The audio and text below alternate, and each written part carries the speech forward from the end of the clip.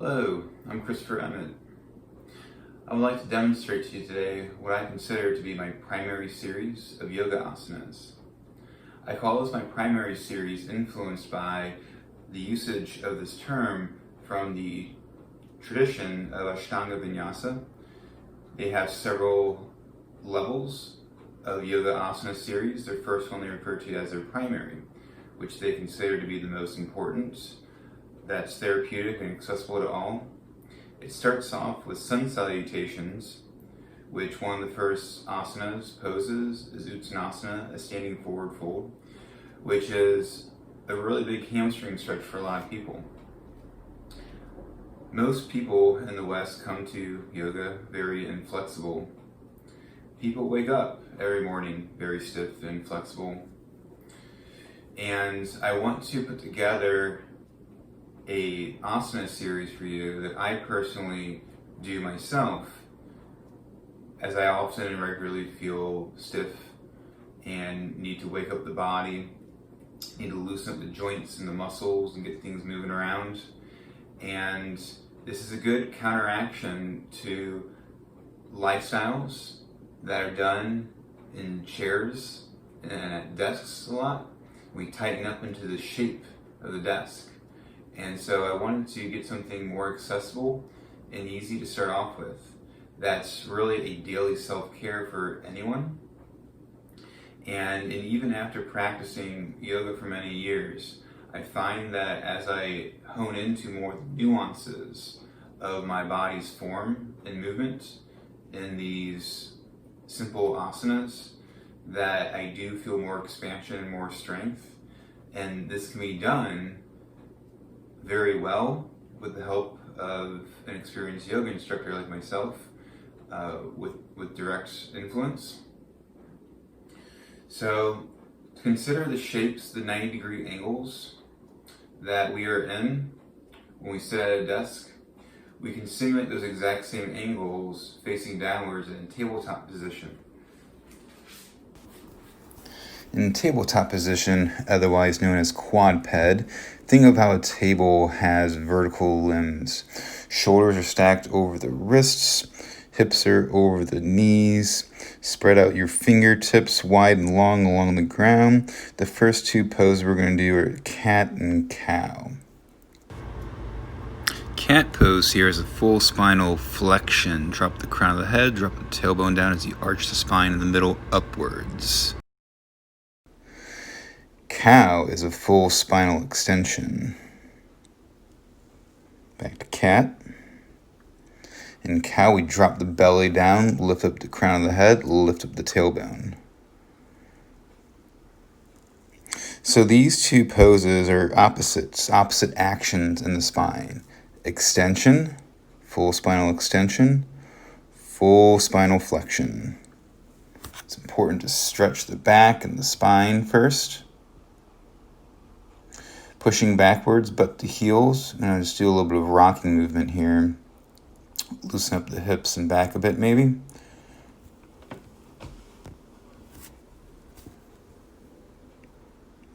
Walking hands towards the knees, kneeling upright here, looking up, looking back down. Placing my hands back right in front of my knees. We'll call this an upright child's pose. So like child's pose, my butt is down to my heels and I'm leaning forward. But rather than all the way to the ground, chest and head to ground, which would be the full child, maybe we're too stiff right now. So we're going to support ourselves upright with the arms, still doing somewhat of a forward fold and doing some head movement up and down, left and right. Important to engage the vestibular system, our sense of awareness of our body and space and balance, but also we probably have tightness and kinkiness in our neck, and we gotta loosen that up by moving in each direction. Lowering the chest down, reaching forward, elongating forward, folding the torso, the belly, the chest, the forehead down to the ground into a full child position here. Breathe deeply through the nose.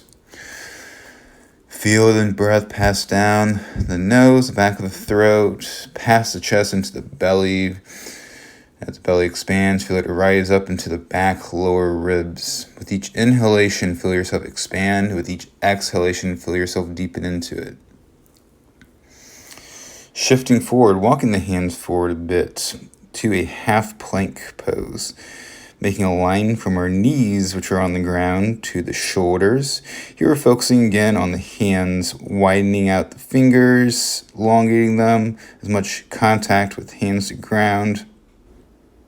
We're also activating the core here, tightening up the underside of our body. We can imagine that there's a line along our mat from our hands to our knees, squeezing in along that line to squeeze in and tighten the underside of our body. Lowering down here to a Sphinx pose, elbows are underneath the shoulders. Again, just like in the upright child's pose, we're going to work on some head movement again. So again, it's very important that we warm up the spine first, get the spine mobile and flexible, so that when we're in poses later on, like in a sun salutation, when we're reaching with limb flexibility, but we don't have that flexibility yet, we're not overreaching with our spine and hurting our spine with movements that it's not ready for yet.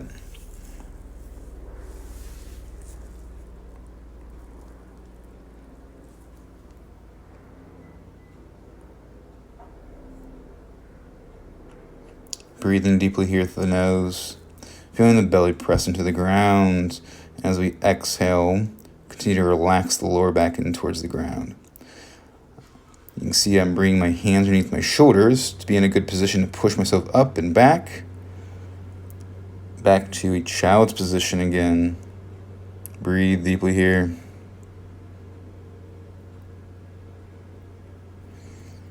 Again, allow the in-breath to expand the body. Exhale, sink deeper into the asana, into the pose. Wherever you're tightest is where you're going to feel the stretch. Notice in so many of these poses we bend at multiple points of the body. Forward to a half plank, and then pushing up to a cobra position this time. A little bit more of a back bend. Hips stay on the ground, drawing the shoulders back. Shoulders down and back, looking up. Elbows can keep a slight bend, but as we continue to pull them in towards the ribs. Pushing up through tabletop.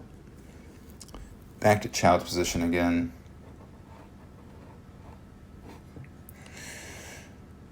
So child's position is definitely more restful pose. We're doing this a lot in this series here. We're not meant to do a lot of exertion here. We're not doing high amounts of strengthening or cardio. We're giving our body some nutritious movement to open it up, to be ready for other more vigorous movements.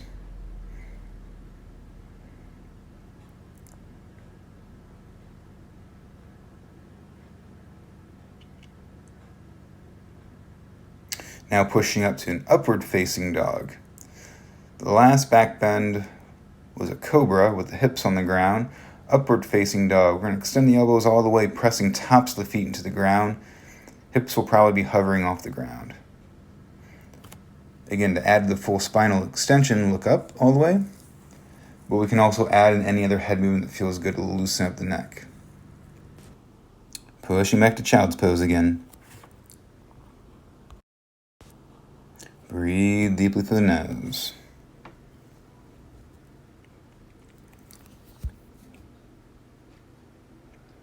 Walking the hands off the mat to the left, keeping the butt where it is. We're taking a lateral bend in the spine to the left.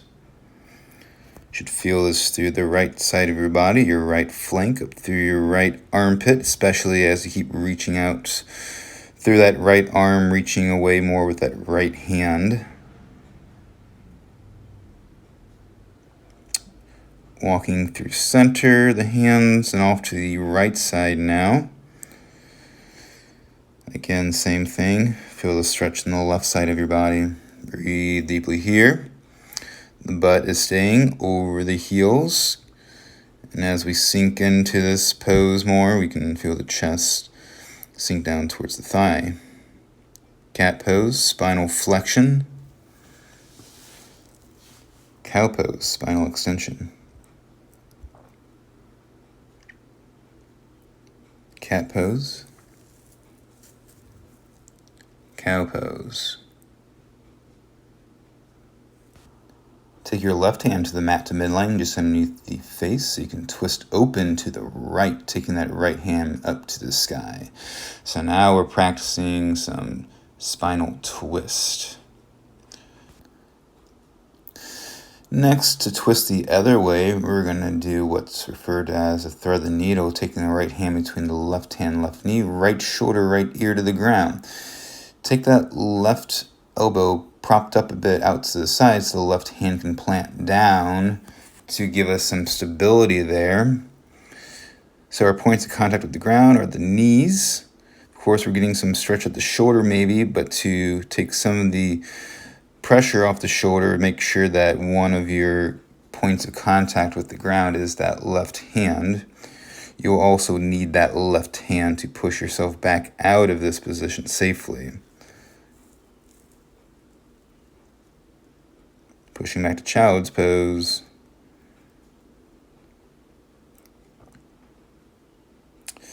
In the other direction, taking the right hand to midline underneath the face, twisting open to the left, taking that left hand upwards towards the ceiling. Spinal twist to the left. Breathe deeply into the belly here. Feel that. Expand the stretch more. Twisting the other way, taking left shoulder, left ear to the ground.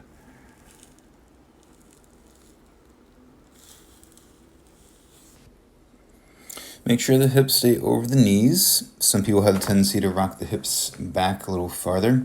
If this is feeling hard on your shoulder that's underneath, you can take a blanket or something and give yourself some extra padding underneath that. If you're feeling an issue at the neck, at the underside here in this position, you can place that blanket bolstering at the neck to support that space between the ground and the neck. You can take some modifications here. I'm extending that knee to roll my torso out a little bit more to deepen the neck stretch. Not everyone's going to be ready for that.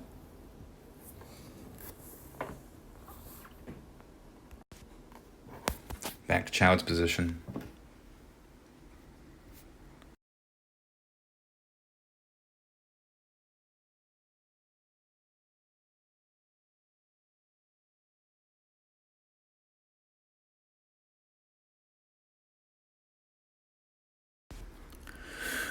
Moving through tabletop position, I'm going to flip the toes under hips up and backwards for a downward facing dog shape. Our goal in downward facing dog is usually to make a straight line from the wrist to the tailbone. You can see here I'm using this shape to stretch out the back side of my legs one at a time. So bending one knee to then stretch the other side, pressing that heel towards the ground. So this is the first time we might be starting to get into our extremities more, like the hamstrings and the calves. Some people may not be ready for this position yet, that's okay. Lowering knees down, my toes are still flipped under as I push myself upright to kneeling, Vajrasana pose. Still doing some head movement, continually working out those kinks in the neck from the bed that I just crawled out of. In this Vajrasana pose, butt to heel, some people may have too much tightness in their knees or quadriceps to get their butt back all the way to the heels.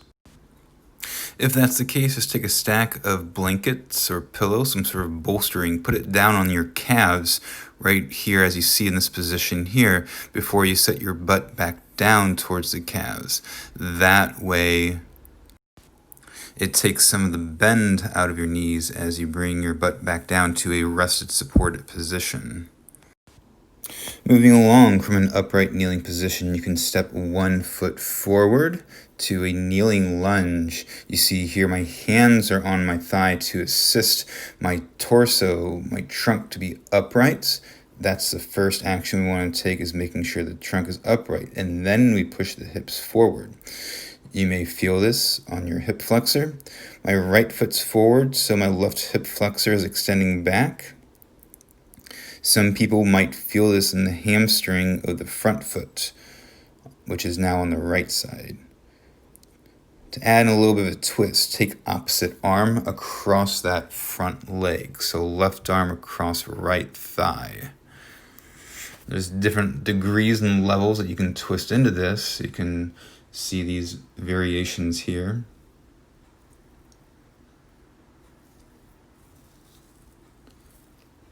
Extending the knee to lift it off the ground as straight as possible for a balanced challenge. Can increase strengthening and stretch if you're able to. But if you're feeling good before lifting the knee, just stay there.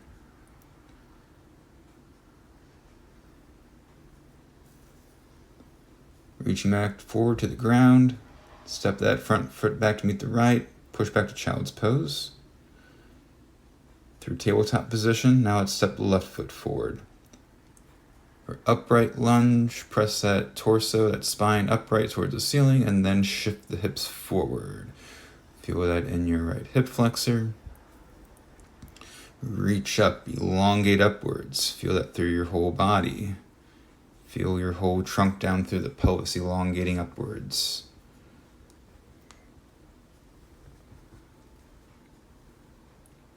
And then twisting over that front leg. Right arm across the left thigh. Notice these variations here, from a gentle twist being as upright as possible to reaching that elbow down across the thigh. Prayer hands to help with the leverage across into the twist. Again, I'm modifying to the advanced twisted lunge, revolved lunge here with the knee extended. Ideally, we want to keep the core engaged in many poses, twists in particular, so then we can use that core strength to come back out of that twist. Stepping that front foot back to meet the right, pushing back to child's pose.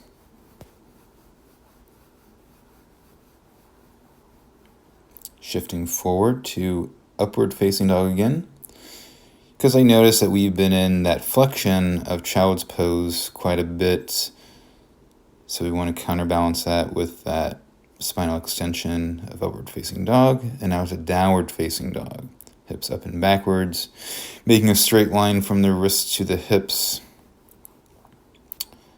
And now let's see if we can walk our feet to our hands. So look at me, I'm a naturally tight muscled guy here. You saw a little bit of struggle to walk my feet to my hands here. Go ahead and keep a bend in the knees, given that you have some hamstring tightness, and just focus on this forward fold here for a moment. All right, extending the knees, push into your thighs, look forward, flat back, kind of doing some spinal extension in combination with this hip fold here, hamstring stretch, release back down. Do some sort of reverse swan dive up or roll back up. Come on upright to a spinal extension. Bring your arms wide to encourage the shoulders come back. And say good morning to the sun. You're now in a position that you can begin your sun salutations if you're feeling ready. So I just demonstrated this series of asanas to you in less than 15 minutes. Hopefully you can set aside that much time each morning. Oftentimes when I instruct an hour class, I might be doing these sets of poses for 30 minutes. So feel free to hold any of those poses for a longer period of time. Take more breaths in them, 5, 7 deep, long breaths. You can choose to flow back and forth between any two poses you choose. You can take them in any different order that you want. So this isn't a rigid sequence, like your body has to do this exactly like this in this particular order. This is a set of asanas, a set of poses that are very basic, that are really good for opening up your body and some of the more gentler ways, really opening up the back, the spine first, which I have found to be really important because, when you have a tight, stiff back, kinked up, and you have, you're inflexible, you have tight hamstrings, and you're trying to reach into some deep hamstring stretches, the hamstring flexibility is not there, and then you're reaching with the spine's not ready for that movement. And then you can injure your spine, and that's not good either. So most people have back pain. Most people complain of some sort of back pain. if you do this sequence regularly, targets the back, right? So why not do it? Do it every day, and your back's going to feel a lot better.